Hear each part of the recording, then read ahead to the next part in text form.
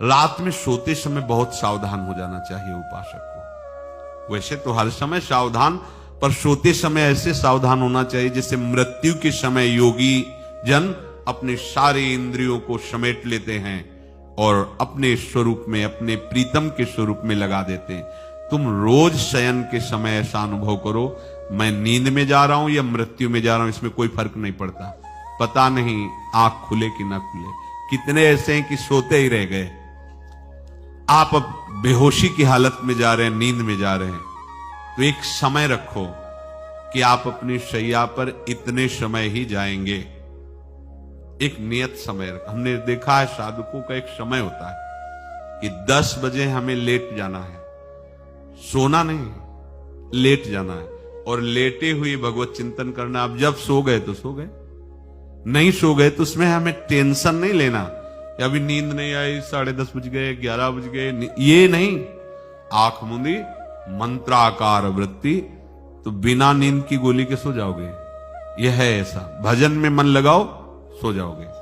जिनको नींद ना आती हो उनके लिए सही दवा है, आप नींद का चिंतन न करके प्रभु का चिंतन करने लगो। देख लेना आप कब सो गए पता नहीं चले।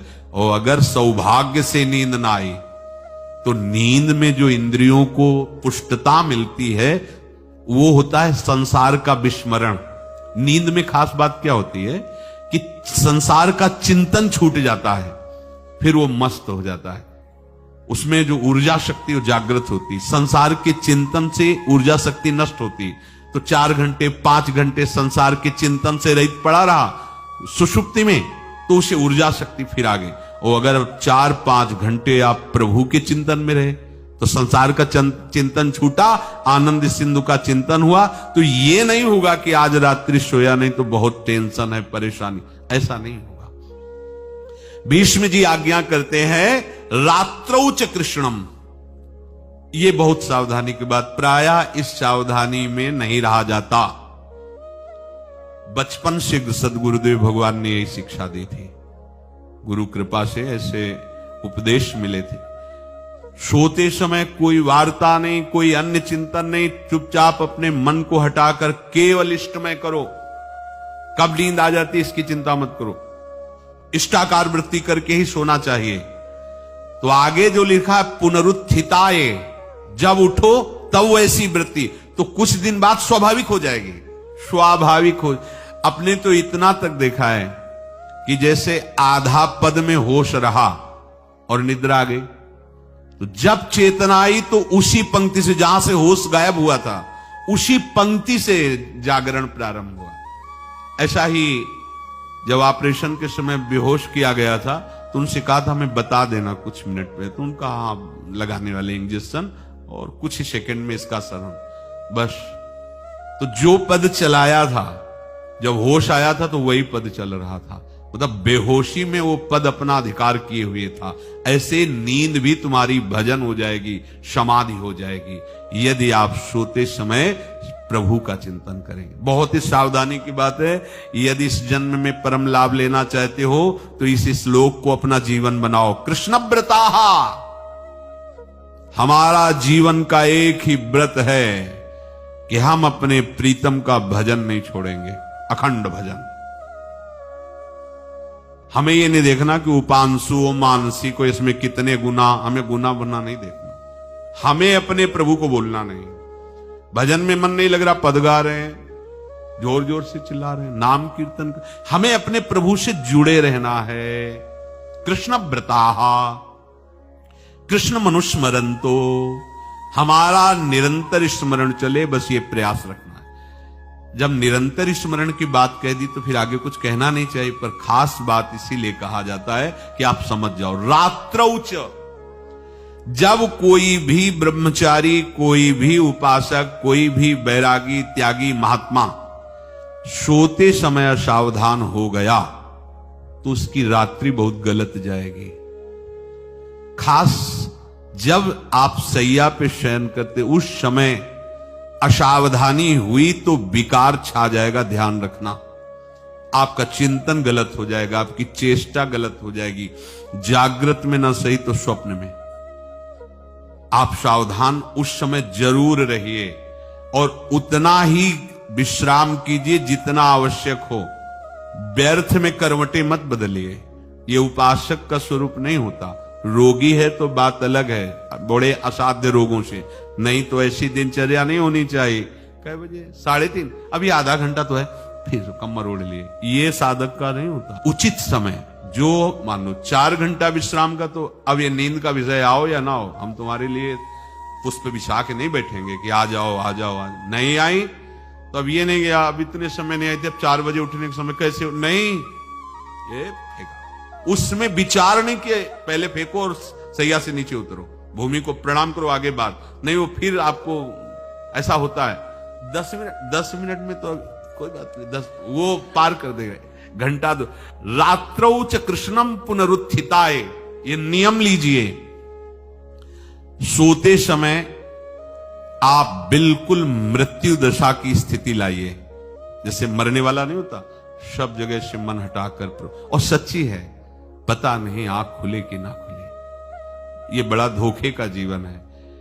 ये ऐसे हजारों लोग सोए और सोते ही रह गए।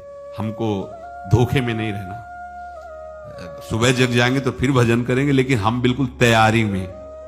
तो जब ये था कि किडनी कभी भी फेल हो सकती, तो हमें ज्ञान तो था नहीं ऐसा उस समय, तो हम रात्रि में जब शयन का सो, तो कपड़े कौन थे, कोई पैंट शर्ट थोड़ी थे, सब हटा चला, ऐसे रज लगाई, राधा वल्लभ जी को ऐसे बांधा, चरणामृत लिया, पूरी तैयारी में, क्योंकि पास कोई था नहीं, तो ये होता था कम मर जाए, कैसे बताएं कितना सुख, एकदम युगल चरणारविंद में तदाकार होते वो। इसीलिए कहते हैं कि प्रतिकूलता और अव्यवस्था और दुख, ये भगवत प्राप्ति का प्रधान साधन है। अव्यवस्था, प्रतिकूलता और दुख, ये अभ्यास उसी से। जब शाम के शयन करते तो पहले वृंदावन को प्रणाम करके, और ऐसे भावना में प्रिया प्रिया कहते कि जैसे भी आपके अगर शरीर छूट जाता है रात्रि में, तो आप धोखा ना करना, आप बुला लेना अपने। और कैसे बताओ उस समय कैसे भाव होते थे, कोई पास नहीं, कोई सुविधा नहीं, 1 रुपया नहीं, तो एकदम दैन्यता, एकदम कितना सुख मिलता, वो एकदम केवल भगवद आश्रित। तो रात्रौ च कृष्णम पुनरुत्थिताय, ये बहुत पकड़ने वाली बात है। रात्रि के समय कोई और चिंतन न बनने पावे। देखो आप, और उस समय खास करके विषय चिंतन बनता है, ध्यान रखना। दिन भर लड़ते रहोगे इंद्रियों से, और जब आप शयन के समय जाओगे तब वो अवसर ढूंढेंगे और आपको विषयों में फंसाने की चेष्टा करेंगे। कोई क्रिया या पूर्व में कोई क्रिया या कोई दृश्य या कोई बात, अगर कहीं मोबाइल से मित्रता है और बगल में रखा है, तो भूल जाओ, रात्रौ च कृष्णम पुनरुत्थिताय। जब तक नींद नहीं आती तब तक फिर वो ऐसी सामग्री डाल देगा कि बर्बाद हो जाओगे। साधक मान लो, हमारी प्रार्थना मान लो, हम मानते हैं कि आज के समय में यंत्र का बहुत बड़ा प्रभाव है। अब यंत्र का प्रभाव देख लीजिए, ये छाती पे मोबाइल होगा, यही धड़कन के साथ वो घंटी बजे और कुछ नहीं। ऐसा भगवान का खेल रचा है। और इसमें सबसे खतरनाक बात है कि आप जो चाहो देख सकते हो, जहां चाहो, जैसे विश्व की पूरी बात, पूरा विश्वात्मा है, ये विश्वात्मा स्वरूप है, सर्च करो देख। अब अगर साधक सावधान नहीं है तो समाज में तो ऐसे कट गया। अब एकांत में जब शयन के समय गया, उस समय मन आपको फंसाने की चेष्टा। प्रार्थना है, अगर आपके पास मोबाइल हो तो एक उसका समय रखो। अगर आपको ऐसा लगता है कि कोई परिस्थिति आ जाए, हम स्विच ऑफ किए हैं, तो एक और मोड कहते हैं, कोई फ्लाइट मोड दो, क्या मोड में लगा दो, सीधे मत रखो, मोड में लगा दूर रख दो। आप अपने चित्त को प्रभु में जोड़िए। रात्रि के समय मोबाइल का प्रयोग मत कीजिए। मान लीजिए रात्रौ च कृष्णम पुनरुत्थिताय, सुबह उठते ही आपको कुछ चिंतन नहीं करना।